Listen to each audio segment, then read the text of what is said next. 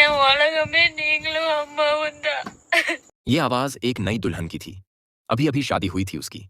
चेहरे पर हंसी थी, सपनों में उजाला था, लेकिन जिंदगी ने उसे बहुत ही कड़वा तोहफा दे दिया। ये कोई साधारण ऑडियो क्लिप नहीं था। ये एक बेटी का अपने पिता के लिए आखिरी मैसेज था। उसका नाम था रिथानिया।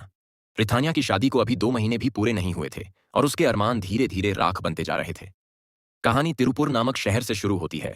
एक सफल कारोबारी अन्नदुराई 43 साल का इंसान जिसने जिंदगी में सब कुछ पाया, पैसा, शोहरत, लेकिन उसकी सारी दुनिया उसकी इकलौती बेटी रिथानिया थी। साल 2025 में जब रिथानिया 27 साल की हुई तो पिता ने सोचा कि अब उसके लिए एक रिश्ता तलाश किया जाए। दिल में सिर्फ एक ख्वाहिश थी, मेरी बेटी का घर खुशियों से भरा हो। इसी तलाश के बीच पजंगाराई से एक प्रस्ताव आया। लड़के का नाम था केविन कुमार। मुलाकात हुई, मोल भाव की जगह मीठे शब्द चले। हर चीज बिल्कुल परफेक्ट लगी, जैसे किसी सपने का रिश्ता हो। अन्नादुराई ने बिना देर किए फैसला लिया, मेरी बेटी की शादी केविन कुमार से होगी। विवाह की तारीख तय हुई 11 अप्रैल। उस दिन शादी का माहौल खुशियों से रोशन था। रिथानिया के चेहरे की चमक सबको कह रही थी कि उसका नया सफर अब शुरू होने जा रहा है। लेकिन दोस्तों, यह सिर्फ बाहर से दिखने वाली खुशी थी। किस्मत ने तो उसके नाम कुछ और ही लिख रखा था। पहली नजर में सब कुछ बिल्कुल सही लगता था, जैसे रिथानिया और केविन का रिश्ता किसी खूबसूरत कहानी की तरह आगे बढ़ेगा। लेकिन अब मुस्कान और रस्मों के पीछे एक ऐसा सच छुपा था जिसने इस शादी की बुनियाद को ही जहरीला बना दिया। शादी से पहले ही केविन के परिवार ने अपना असली चेहरा दिखा दिया। उनकी मांग थी एक वोल्वो कार, जिसकी कीमत करीब 70 लाख थी, और साथ ही 4 किलो 500 ग्राम सोना। यह कोई छोटी रकम नहीं थी। रिथानिया का पिता दिल से टूटा हुआ लेकिन अपनी बेटी की खुशी के लिए मजबूर था। उसने सोचा, चाहे जैसी भी कीमत चुकानी पड़े, वो अपनी बेटी की मुस्कान के आगे झुक जाएगा। शादी वाले दिन एक नई चमचमाती वोल्वो कार उनके दरवाजे पर खड़ी कर दी गई। कुछ सोना भी दिया गया, पर केविन का परिवार खुश नहीं हुआ। उनकी जबान पर एक ही बात थी, पूरे 4.5 किलो सोना। सिर्फ एक हिस्सा मिला था, बाकी यानी करीब 2 से 2.5 किलो सोना अभी भी बाकी था। बेचारी रिथानिया के पिता हाथ जोड़कर समझाते रहे, फिक्र मत कीजिए, समय दीजिए, जो बाकी है वो भी पूरा कर देंगे। रस्मों की छांव में शादी हो गई। शहर के रईस और बड़े लोग उस शादी में शरीक हुए। बाहर से सब कुछ बिल्कुल शाही समारोह जैसा दिखा, और उसी रात रिथानिया का परिवार चैन की सांस ले रहा था कि उनकी जिम्मेदारी पूरी हुई। लेकिन दोस्तों, हकीकत तो शादी की पहली रात से ही जहर घोल चुकी थी। जैसे ही रितानिया ने ससुराल का आंगन पार किया, सवालों की बौछार शुरू हो गई। बैठने तक की मोहलत नहीं मिली। ससुर ने पूछा, बाकी का सोना कब आ रहा है? सास को शक था कि बेटी जो गहने लाई है वो असली भी हैं या नहीं, और जो इंसान उसका सबसे बड़ा सहारा होना चाहिए था, वही पति केविन कुमार खामोश खड़ा सब देखता रहा। इसके बाद तो रिथानिया के लिए हर दिन एक यातना बन गया। बाहर निकलने तक पर रोक लगा दी गई। किसी से फोन पर बात करना तो दूर, अपना मोबाइल नंबर तक शेयर करना मना था। घर का हर काम, खाना बनाना, झाड़ू पोंछा, बर्तन धोना, कपड़े साफ करना, सब उसके कंधों पर डाल दिया गया। और सोचिए, जिस घर में पहले कई नौकर चाकर थे, शादी के तुरंत बाद सबको हटा दिया गया। घर में वॉशिंग मशीन थी, लेकिन उसे जबरदस्ती हाथ से कपड़े धोने को कहा जाता। रिथनिया के लिए जिंदगी का कोई भी पल चैन भरा नहीं था। दिन भर सास की डांट, ताने और गालियां, और रात को वही पति जो उसका साथी होना चाहिए था, एक हैवान की तरह उसका दर्द बढ़ा देता। रिथनिया के लिए हर रात किसी खौफनाक डरावने सपने से कम नहीं थी। शादी हुई थी 11 अप्रैल को, लेकिन बस 20 दिन बाद यानी 30 अप्रैल को रिथानिया टूट चुकी थी। वो वापस अपने मायके आ गई। आंखों में आंसू थे और होठों से सिर्फ एक ही सच्चाई निकली, पापा, मैं और सहन नहीं कर सकती, वो लोग मुझे जीने नहीं दे रहे। उसने बताया, सास और ससुर रोज तानों से उसका हौसला खत्म कर रहे हैं, और पति का जुल्म तो हद से बाहर है। बेटी दर्द में थी तो पिता ने उसे कुछ दिनों तक अपने पास रखा। कोशिश की कि उसका मन बहल जाए, उसे थोड़ा सुकून मिले। लेकिन दोस्तों, हमारे समाज की सबसे बड़ी विडंबना यही है, जब बेटी ससुराल से आकर शिकायत करती है तो माता पिता की सबसे पहली चिंता समाज की जुबान बन जाती है। लोग क्या कहेंगे, यही चिंता उन्हें बेटी का पूरा साथ देने से रोक देती है। उन्हें लगता है कि बेटी को समझाना होगा, कह देना होगा, बेटा थोड़ा कॉम्प्रोमाइज करो। शादी बचाए रखना आसान नहीं होता, सैक्रिफाइस करना पड़ता है। और ठीक यही हुआ रिथानिया के साथ। कुछ समय बाद परिवार ने कई कोशिशें की। उसके ससुराल वालों से बैठकर लंबे समय तक बातें की। वहां से वादे मिले, मीठे शब्द सुने गए, विश्वास दिलाया गया कि अब सब बदल जाएगा। लेकिन सच ये था कि कुछ भी नहीं बदला।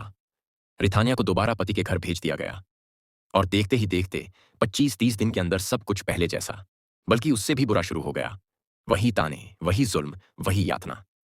आखिरकार थक कर, टूट कर वो एक बार फिर मायके लौट आई। इस बार पिता ने उसे अपने सामने बैठाया और साफ शब्दों में पूछा, बेटी सच्चाई बता, वहां असल में हो क्या रहा है? रिथानिया की आंखों से सब बयां हो गया। उसने कहा, पापा, सब कुछ सिर्फ एक वजह से है, दहेज। बाकी सोना चाहिए, और नहीं तो ये लोग मुझे चैन से जीने नहीं देंगे। दोस्तों, ये बात हमेशा याद रखिए, जो परिवार एक बार दहेज मांग सकता है वो कभी रुकने वाला नहीं होता। लेकिन अफसोस, यही गलती रिथानिया के पिता से हो गई। कैवन का परिवार हर दिन और ज्यादा लालची होता गया। वो अक्सर रिथानिया के पिता को ताने देते। हर ताने, हर चोट के पीछे सिर्फ एक सच्चाई थी, रिथानिया का इस्तेमाल हो रहा था। धीरे धीरे उसके अंदर की उम्मीद खत्म होती जा रही थी। कुछ वक्त के बाद उसने साफ कह दिया कि अब वो ससुराल नहीं लौटना चाहती। लेकिन मजबूर पिता ने फिर सास को फोन किया, बेटी से सॉरी कहलवाया और वादे किए कि आगे सब ठीक हो जाएगा।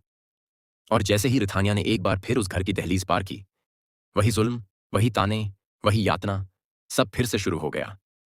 उसके माता पिता बार बार यही कहते रहे, बेटी, शादीशुदा जिंदगी ऐसी ही होती है, सबको एडजस्ट करना पड़ता है। लेकिन दर्द हर रोज गहराता गया। आखिरकार 22 जून को रितानिया फिर से मायके लौट आई।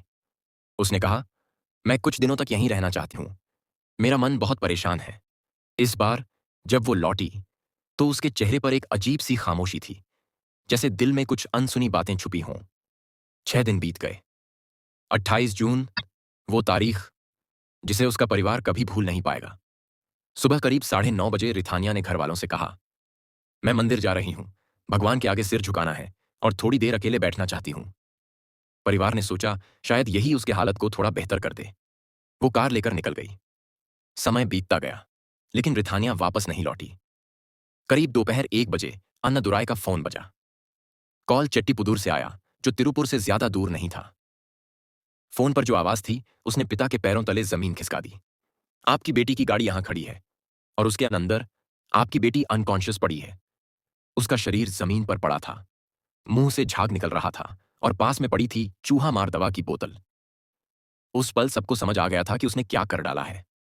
जैसे ही यह खबर रिथानिया के मां बाप तक पहुंची, वे घबराहट और डर में भागते हुए चेट्टीपुदूर की ओर दौड़े। अपनी बेटी को उस हालत में देखकर वे तुरंत उसे अविनाशी के सरकारी अस्पताल ले गए। लेकिन वहां डॉक्टर ने साफ कह दिया, रिथानिया अब इस दुनिया में नहीं रही। उनकी आंखों में बस विश्वास न करने वाला दर्द था। शायद मां बाप कभी समझ ही नहीं पाए कि ससुराल में रिथानिया किन हालात से गुजर रही थी। इस सबके पीछे कौन था? उनकी बेटी की मौत का असली गुनहगार कौन है? और फिर 29 जून की सुबह करीब 11 बजे पोस्टमार्टम के बाद रिथानिया का शरीर उन्हें सौंप दिया गया। लेकिन यहीं कहानी खत्म नहीं होती। मौत से पहले रिथानिया ने अपने मोबाइल में 7 वॉइस रिकॉर्डिंग्स छोड़ी थीं। मैं आपको उसके आखिरी शब्दों का अनुवाद बता रहा हूं। एक रिकॉर्डिंग में रिथानिया की टूटी सी आवाज सुनाई देती है। वो कहती है, पापा, माफ कर दीजिए, अब मैं जिंदगी नहीं जीना चाहती।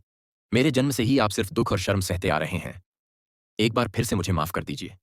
मेरा पति केविन और उसका परिवार, ये लोग मुझे जीने नहीं देते। इनका घर तो किसी क्रिमिनल गैंग जैसा है। इन्होंने मुझसे शादी ही इसलिए की ताकि मेरी जिंदगी बर्बाद कर सकें। मैं कभी अपनी पूरी जिंदगी केविन के साथ नहीं रहना चाहती थी, लेकिन अब मेरे पास नई शुरुआत करने की हिम्मत नहीं बची है। इनका मानसिक अत्याचार इतना भारी है कि अब मैं इसे और नहीं सह सकती। कुछ पड़ोसियों ने मीडिया को बताया कि रितानिया को अक्सर कमरे में बंद कर प्रताड़ित किया जाता था। उनका घर देखने में संपन्न था, लेकिन फिर भी सब कुछ सिर्फ पैसे और दहेज के लिए था। थोड़े से सोने के लालच में उन्होंने एक मासूम लड़की की जिंदगी खत्म कर दी। इस हादसे के बाद रिथानिया के पिता ने चेयूर पुलिस स्टेशन जाकर शिकायत दर्ज करवाई, लेकिन पुलिस ने तुरंत कोई कार्रवाई नहीं की, जिससे शक होने लगा कि शायद आरोपी परिवार का राजनीतिक सहारा है। बाद में पोस्टमार्टम रिपोर्ट आई और उसमें साफ लिखा था कि हत्या नहीं हुई, बल्कि आत्महत्या थी। मौत से पहले छोड़े गए वॉइस नोट्स ही सबसे बड़े सबूत बने। उसी आधार पर पुलिस ने उसके पति, सास और ससुर तीनों को गिरफ्तार कर लिया। गिरफ्तारी के दौरान बड़ी संख्या में लोग सड़कों पर उतरे और सबकी मांग थी कि रिथानिया को इंसाफ मिलना चाहिए। जब आरोपियों को थाना लाया जा रहा था, तभी रिथानिया के कुछ रिश्तेदारों ने उन पर हमला करने की कोशिश भी की।